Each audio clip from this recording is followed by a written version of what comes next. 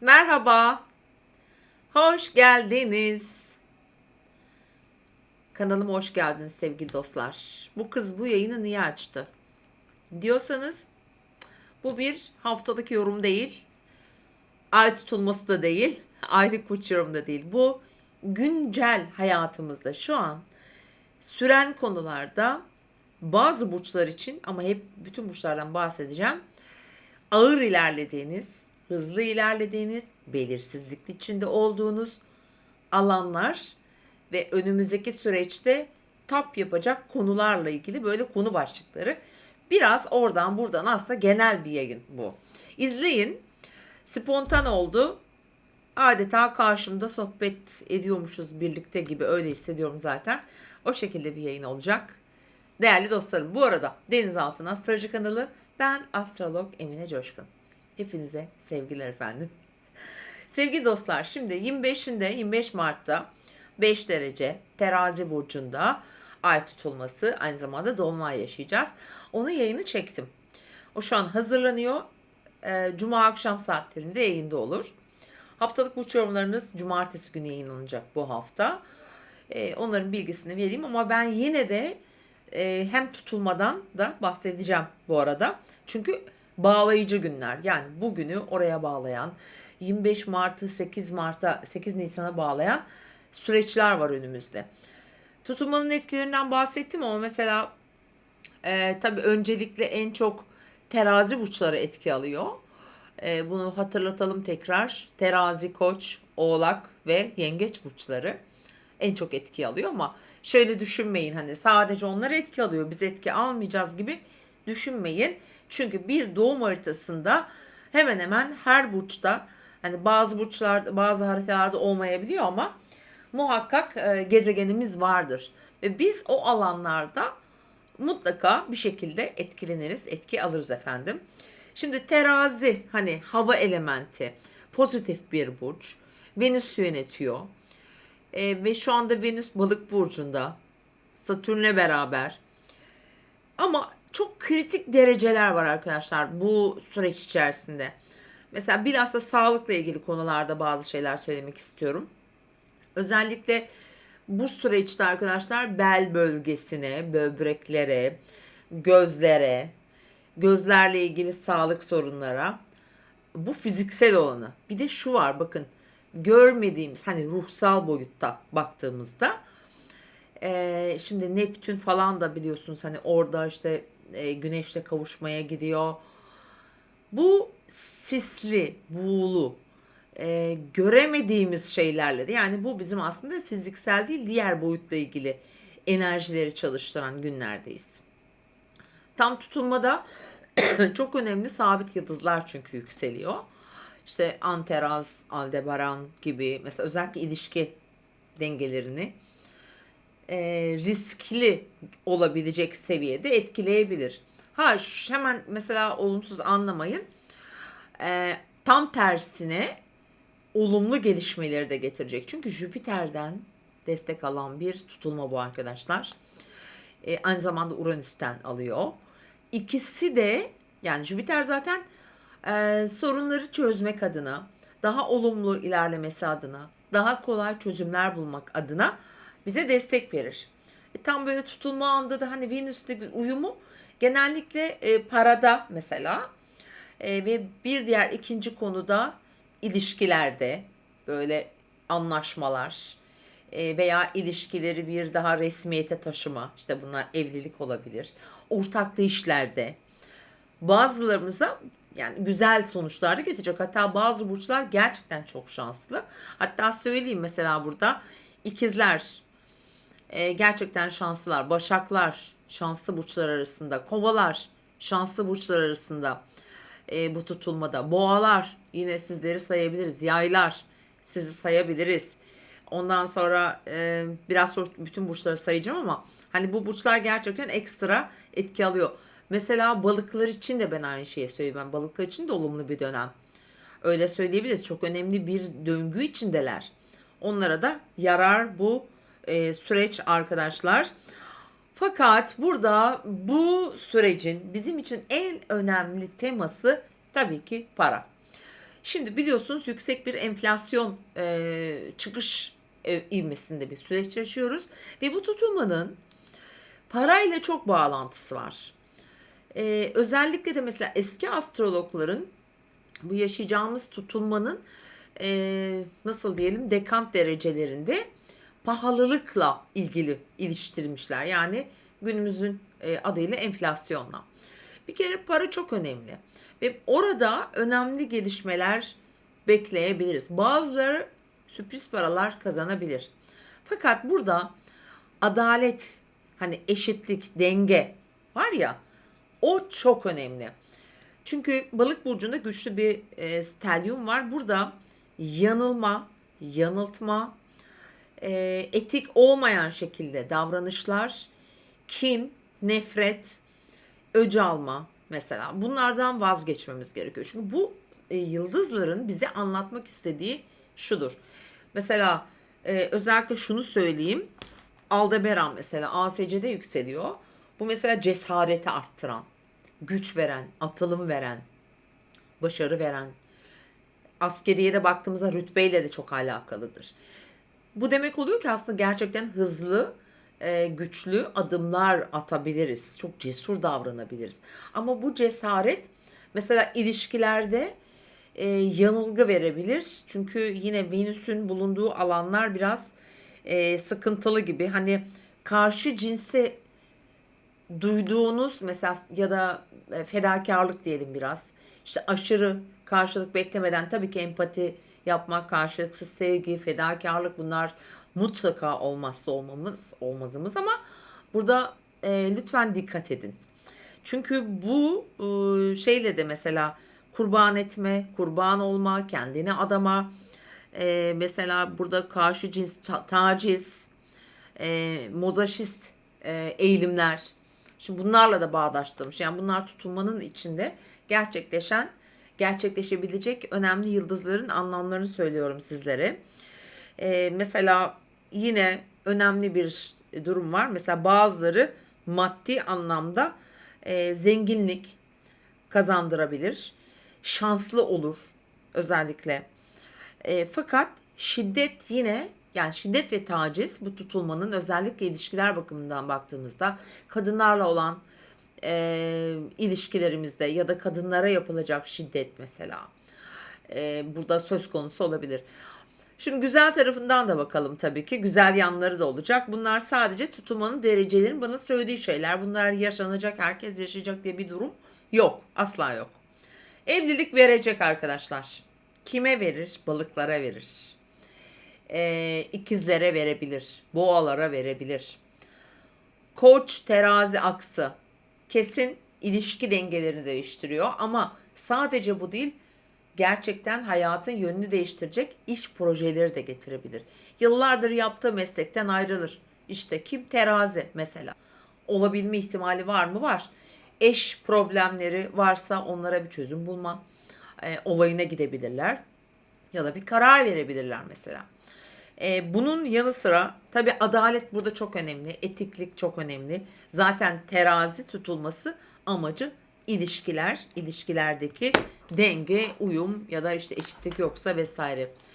Ve arkadaşlar terazinin yine temsil ettiği bürokrasi alanı, ülkeler arası ilişkiler ki Türkiye haritasında tam Mars'ımızın üzerinde gerçekleşiyor bu tutulma. Bizim Mars'ımız 7 derece terazide, tutulma 5 derece terazide, 10 derece etki aldığı için aslında tam orb aralığında.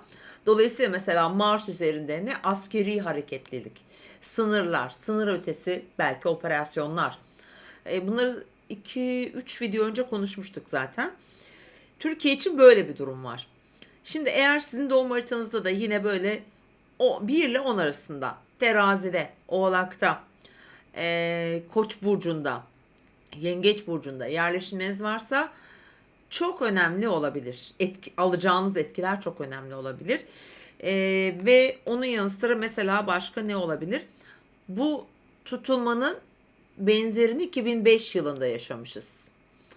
Dolayısıyla da 2005 yılına da biraz gideceğiz. Hatırlamayabilirsiniz ya da belki yaşınız yetmeyebilir. O zaman ne yapacağız? Ailemizin yaşadıklarına bakacağız. İşte annemizin, babamızın, kardeşlerimizin o dönemde yaşadığımız yer, çok birinci plana gelmiş konular, benzer konular. Aynısı değil asla, çünkü ağır gezegenler başka başka burçlardaymış o dönem. Mesela Satürn Aslan'daymış, şu an Balık burcunda falan gibi. Dolayısıyla aynısı olması mümkün değil, yani imkansız. Böyle söyleyebiliriz. Şimdi sürpriz dedik, şans dedik. Valla kimlere şans gelecek söyleyelim bakalım. Öncelikle şans kime gelir bakın. Koçlara para anlamında gelir. Mesela aniden para ile ilgili bir gelişme yaşar koçlar. İlişkiler, ilişkilerdeki dengeleri değiştirebilecek konular gelebilir. Mesela boğaların hayatlarında kariyerde bu arada zorlanıyor olabilirsiniz ama beklenmedik, mesela bu arada boğalara da yarıyor hani bu tutulma açıkçası. Gelişmeler de olabilir. Sosyal çevresinden olabilir. Belki biraz zorlanıyor olabilirler boğalar ama neticede boğalar için sağlıklı gelişmeleri hayatlarına taşıyabilir. İkizler için gerçekten başlı başına güzel bir tutulma. Ama şunu söyleyebilirim. Hani Venüs'ün Satürn'ün karelediği bir burç olduğunuz için, ama tutulma hava elementinde olduğu için gerçekten sizi güzel etkileyebilir. Güzel etkileyeceğini düşünüyorum. E, Yengeçler en önemli etki alıyorsunuz. Gerçekten çok önemli etki alıyorsunuz. Hayatınızın rolleri değişecek. Çok duygusal bir tutulma. Bu arada yengeçler için inanılmaz hassas, inanılmaz duygusal hassasiyet yüksek bir zaman dilimi. Böyle geçmişe gidecekler, çocukluklarına gidecekler. Aile, ebeveyn özlemi artabilir. Ama orada duygu ve düşüncelerinde keskin değişimler getirir yengeçlerin. Onun dışında aslanlar, mesela aslanlar için de ben olumlu bir tutum olacağını düşünüyorum. Özellikle hem ilişkilerinde, bir de yarım bıraktıkları işler, mesela ticari konular, seyahatler, hep böyle isteyip gelemediği bir seyahatte, bir yolculuğa, bir yere gidebilirler. Başaklar tam ilişki dinamikleri çalışıyor. İlişki, para sizin için çok önemli olacak. Terazileri söyledik ama tabii teraziler için ciddi bir ilişki dinamiği, mesleki konular, sağlıkla ilgili konular, onlara dikkat edin lütfen. Akrepler için bir yandan iyi, bir yandan zor. Aslında mesela şanslı bir dönemdeler, aşk ilişkilerde iyi olurlar. Fakat gizli konuları ortaya çıkaran bazı sırlar duyarlar. İlişkilerinde böyle, veya belki mesleki anlamda da olabilir, bazı değişimler getirebilir. Ee, Mesela yaylar için biraz ortalarda bir zaman dilimi, ama yine de destek alıyorlar. Yine de destekleniyorsunuz. Fakat yine de biraz tedbirli olmaları gerekiyor yay burçlarının. Şu anda süren konular var ya, onlarla ilgili belki bir tık zorlanabilirler. Bazı kararları vermek belki zor olur. Ama ilerlemeniz için, mevcut koşulları değiştirmeniz için bu kararı vermek zorundaysanız verin. Çünkü 8 Nisan'da daha iyisi gelir. Oğlaklar tam bir, yani tutulma tam sizi etkiliyor. Oğlak burç öncü burç olduğu için hayatında, hani kariyerlerinde çok önemli değişimler, kararlar, hayatlarında değişiklikler oluyor Oğlak burçlarının. Ondan sonra kovalar. Kovalara yarıyor bu tutulma bu arada. Uzak bir yere, seyahate, taşınmaya vesaire vesile olabilecek bir tutulma olabilir. Balıkları da söyledik ama yine söylüyoruz tabii ki. Balık burçları gerçekten uzun zamandır bekledikleri bir, hani adaletle ilgili konu. İşte bir miras bekliyordur, hakkı yenmiştir, finansal konularla ilgili. Bu gibi şeyler gelir. Bunları sadece özetledim ben şu anda size. Tutulma videosunda daha detaylı da izlersiniz sevgili dostlar. Şimdi bu dönem sağlık olarak dedik, evet, bel, böbrekler, o alandaki durumlar, gözlerle ilgili konular, sağlıklar, bunlara dikkat ediyoruz. Şimdi diğer genel anlamda da mesela şöyle bir şey olabilir. Terazi sosyal medyayla da ilgili ve güzellik sektörüyle de çok alakalı bu arada.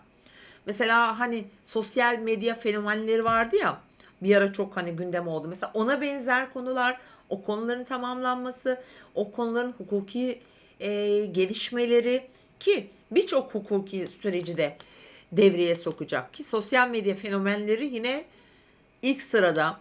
Mesela güzellik, estetikle ilgili, böyle bakımlarla ilgili konular, ürünler, belki onlarla ilgili bir takım yasalar ya da bazı kurallar vesaire çıkabilir. Diğer yandan mesela terazi, giyimle, kuşamla, tekstille, modayla da ilgili, yine tekstil sektörünü de aslında ilgilendiren bazı gelişmeleri de ortaya çıkartabilir. Yine bir tekstille ilgilenen arkadaşlar varsa burada tekstilin çok hareketlenebileceği bir süreç de olabilir. Veya bununla alakalı bazı farklı durumlar gelişebilir. Mesela şöyle diyebiliriz, terazi ikizler yükseliyor haritada. İkizler yükseldiğine göre özellikle aslında mesela 15, 16, 17 Mart günleri de bu daha da çok böyle ortaya çıkacaktır. Çok fazla bilgi trafiği. Ve arkadaşlar şuna dikkat edin. Bilgi dedim ama bu yalan yanlış bilgi. Bak, dolandırıcılıklar, özellikle dijital platformlar üzerinden hesapların kırılması, siber konular. Çünkü Güneş Neptün'le beraber pazar günü tam kavuşumda olacak. Bunlara dikkat etmemiz gerekiyor. Gözümüzü dört açmamız gerekiyor. Aşırı uyku verir arkadaşlar bugünler. Üstünde böyle bir rehavet vardır. Bir atalete düşmüşsündür. Bir de şu var. Zamanın biraz daha yavaş aktığı ya da böyle sanki ilerlemiyor gibi hissettiğiniz günlerde olabilir.